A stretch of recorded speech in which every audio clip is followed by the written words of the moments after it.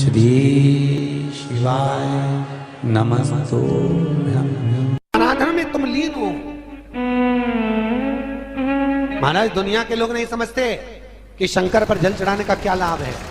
शिव महापुराण कहती है, अगर एक दिन शिव महापुराण की कथा कहती है, सोमवार के दिन भगवान शंकर को अगर जल चढ़ाया जाता है तो घर में तेज लक्ष्मी प्राप्त हो। क्या मिलती है? तेज लक्ष्मी। कर बैठी उनके नेत्र से अश्रु गिरा, उससे बेलपत्र काय का वृक्ष उत्पन्न हुआ? बेलपत्र।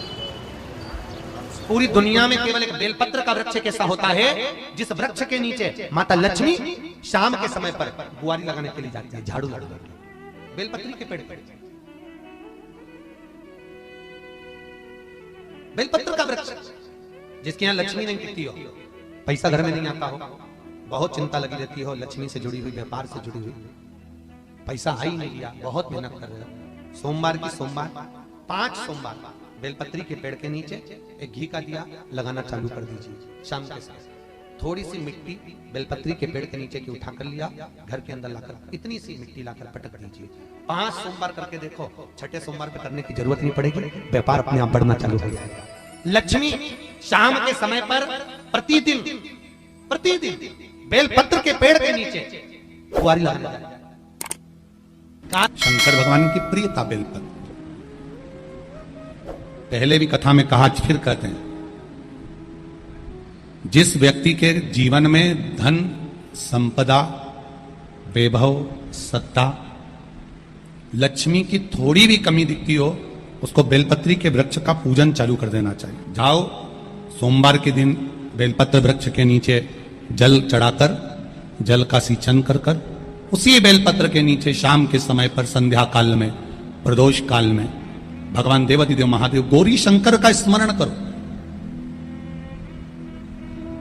बेलपत्र की जड़ की ओर, बेलपत्र की तना की ओर, बेलपत्र के वृक्ष की ओर तुम्हारा मुख हो। कोई आसन नहीं, कोई आसन नहीं, केवल बेलपत्र के वृक्ष की ओर तुम्हारा मुख हो। जहां बेलपत्री का वृक्ष है उसके नीचे बैठकर, उसकी छाया में, उसकी ओट में पंचाक्षर मंत्र नमः शिवाय, या फिर षडाक्षर मंत्र ओम नमः शिवाय, या फिर श्री शिवाय नमस्तुभ्यं का स्मरण कर कर अपने हृदय की बात गौरी शंकर से, महादेव से कहे।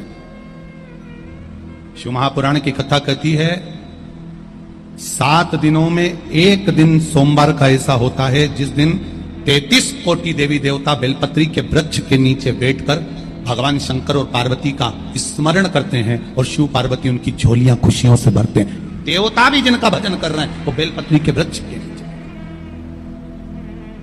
लक्ष्मी, मां लक्ष्मी भी बेलपत्र के वृक्ष के नीचे निरंतर विराजमान होती है। और आप लोगों से एक निवेदन और करना चाहेंगे, ये मनुष्य का शरीर जब तक रहे, ये मानव की देह जब तक रहे, जिंदगी में एक बेलपत्री का वृक्ष अपने रहते रहते कहीं पर भी लगाना, उसको बड़ा करना, उसको बड़ा कर कर जैसे अपने बच्चे को बड़ा करते हो ऐसे लगाकर बड़ा कर कर महादेव से कहना कि मैंने अपनी जिंदगी में, मैं मर भी जाऊं, मेरे प्राण छूट भी जाएं, मेरे जाने के बाद मेरे घर के लोग एक लोटा जल चढ़ाएं ना चढ़ाएं, बेलपत्री चढ़ाएं ना चढ़ाएं, पर ये वृक्ष मैंने बेलपत्री का लगा दिया, अगर मैं मर भी गई तो मेरे मरने के बाद भी मेरे हाथ की बेलपत्र महादेव को चढ़ती रहेगी, महादेव को प्राप्त होती रहेगी। लगाओ, एक बेलपत्री के पौधे को छोटे से बड़ा करो, बड़े से बड़ा करो, बड़े से बड़ा करो, और बड़ा करने के बाद उसको कहीं तुम्हारी मर्जी पड़े जहां, उस बेलपत्री के वृक्ष को लगाओ। अगर गलती हो गई है, बहुत गलतियां हो गई, बहुत दुख पड़ गया, तकलीफ में आ गए, लग रहा है कि मुझसे बहुत गलतियां हुई है, बाबा मेरी नहीं सुन रहा, ये बेलपत्री का भाग की डंडी पीछे की ओर कर, जहां बैठकर बेलपत्र चढ़ा रहा, पत्ती का मुख अपनी और डंडी का मुख सामने। शिव की कुछ आराधना है, मेरे भोले बाबा की कुछ आराधना है। खाली ना जाता कोई, खाली ना जाता कोई, दर से तुम्हारे मैं भी खड़ी हूं नहीं, बाहें पसार मैं भी खड़ा हूं नन्ही बाहें पसार। अपने। बैसाख के महीने में तो आपको अगर शरीर में कहीं पथरी भी आ गई है ना, कहीं नेत्रों में अगर ज्योति कमजोर पड़ रही है, जाले पड़ने लगे, चश्मा बढ़ने लगा, रात को आंखों में जलन होने लगी, रात को नींद नहीं आ रही है, तो बैसाख के महीने में जो दुर्वा होती है, इस दुर्वा को तोड़ लाओ। जहां पर अशोक सुंदरी का स्थान होता है, जहां पर अशोक सुंदरी का जो स्थान होता है, उस अशोक सुंदरी के स्थान पर उस दुर्वा को रख दो और कुंदकेश्वर महादेव का नाम है। कौन से महादेव का नाम लेना है? कुंदकेश्वर। उस दुर्वा को उठाकर लिया।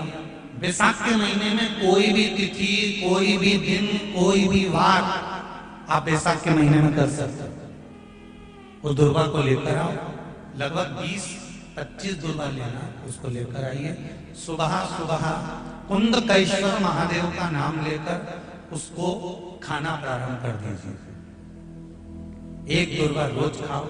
जो पथरी है या नेत्रों में तकलीफ है या कोई ना कोई रात्रि को नींद नहीं आना, बेचैनी हो जाना, घबराहट आना, धीरे धीरे धीरे धीरे 20 दिन की वो दुर्वा है, 20 दुर्वा एक एक दिन खाना चालू करो।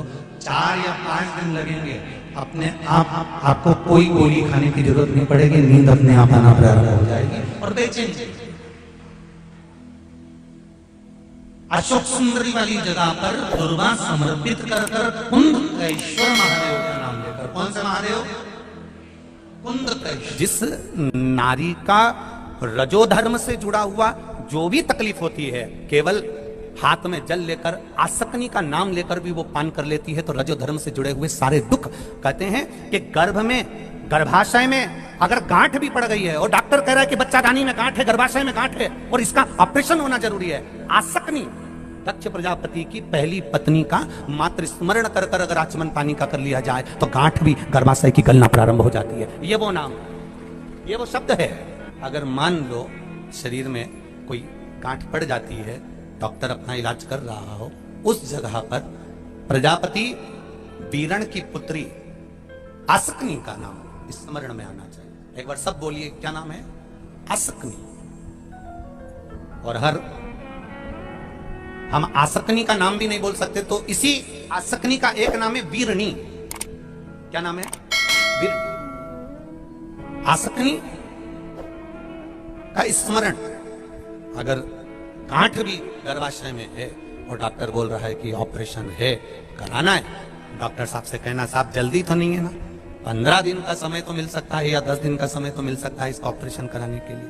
फिर आसक्ति का नाम लेकर शिव जी की शिवलिंग पर जब हम बेलपत्र समर्पित करें तो ये डंडी का मुख जब हम शिव जी को चढ़ाते हैं तो इस डंडी का मुख हमेशा हम उधर रखते हैं। अब की बार आसक्ति का नाम लेकर जब हम शंकर भगवान को बेलपत्र समर्पित करेंगे तो ये डंडी का मुख शिवलिंग पर अपनी ओर रखेंगे और उसी बेलपत्र को चढ़ाकर जल समर्पित कर कर आचमन कर कर उसी बेलपत्र को लाकर घर के द्वार को पूरा खोलकर घर के अंदर प्रवेश कर कर घर के बाहर स्मरण को, शिव को याद करते हुए उस बेलपत्र को चबा चबा कर खाना प्रारंभ करिए।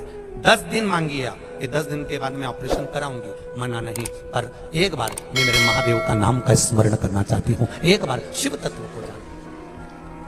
क्या नाम है? जम के बोलो, नाम बोलो फिर से। आसक्ति। इस नाम की मूलता का स्मरण करिए। वीरणी, आसक्ति। जैसे गणेश जी की 2 सूंड होती है, एक राइट सूंड का गणेश, एक लेफ्ट सूंड का गणेश। कौन कौन सी सूंड का? राइट सूंड और लेफ्ट सूंड। राइट सूंड का गणेश घर में होना चाहिए और लेफ्ट सूंड का गणेश आपका कोई ऑफिस हो जहां से आप अपना धंधा कर रहे हैं, नौकरी कर रहे हैं, सर्विस कर रहे हैं, काम कर रहे हैं, बिजनेस कर रहे हैं, या आप अपनी कोई भी कुर्सी के ऊपर बैठते हैं किसी कमरे में जाकर, उस कमरे के अंदर लेफ्ट सूंड का अगर गणेश होगा तो आपकी तरक्की को, आपकी उन्नति को दुनिया में कोई नहीं रोक सकता। और अगर जिस स्थान पर बैठकर आप बिजनेस कर रहे हैं, कमा रहे हैं, उस स्थान पर अगर राइट सूंड का गणेश होगा तो आपकी तरक्की नहीं, वहां लेफ्ट सूंड का गणेश होना चाहिए। और घर में जम के बोलो, राइट सूंड, राइट सूंड का गणेश। खाली ना जाता कोई, खाली ना जाता कोई, दर से तुम्हारे में खड़ी हूँ नन्ही बाहें पसार, मैं भी खड़ा हूँ नन्ही बाहें